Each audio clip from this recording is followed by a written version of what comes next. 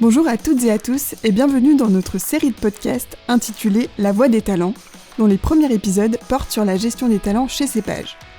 Vous vous posez peut-être des questions sur cette démarche, et si c'est le cas, vous êtes au bon endroit.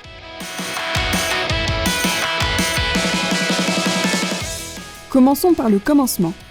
Aujourd'hui, nous allons vous expliquer pourquoi nous avons mis en place une gestion des talents au sein de notre entreprise.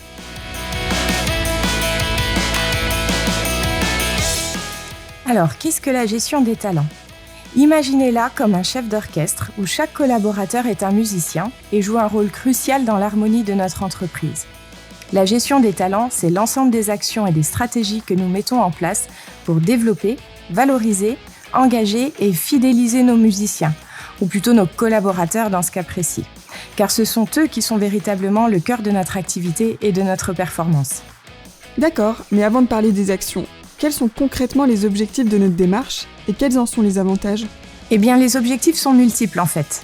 Premièrement, nous voulons accompagner nos collaborateurs et particulièrement celles et ceux qui font preuve d'investissement et de performance remarquables dans leur parcours professionnel et dans la réalisation de leurs souhaits à Cepage. Est-ce que tu parles de mobilité ? Oui, mais pas que. Il existe beaucoup d'autres actions pouvant être mises en place pour enrichir son parcours professionnel. Par exemple, en 2023, ce sont 110 actions qui ont été réalisées suite aux premières revues des talents de novembre 2022. Parmi ces actions, il y a un large panel de thématiques, des formations, des mobilités, des changements de libellé professionnels, des formalisations de nouveaux rôles, des augmentations individuelles, des actions liées à la montée en compétences, des parcours évolutifs, mais aussi de l'accompagnement approfondi. Et petite confidence, nous avons réalisé les revues 2023 au mois de décembre, et ce sont 119 actions qui ont été identifiées, dont quelques actions inédites. Pas mal. Tu parlais mobilité, cela reste néanmoins un aspect essentiel de notre gestion des talents.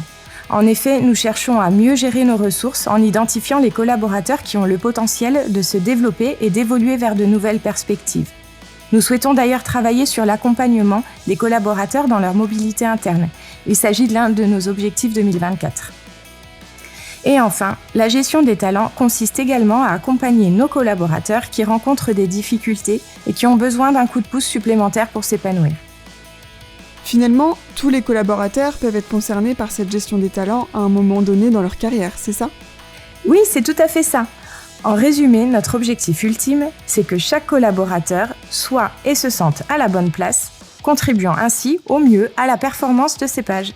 Ok, et cela contribue à la fidélisation des collaborateurs, j'imagine. C'est en effet l'un des principaux objectifs. D'accord. Tu as parlé de revues tout à l'heure. Comment sont-elles organisées exactement ? Ah ça, nous en parlerons davantage dans un deuxième épisode. Très bien, je l'attends avec impatience.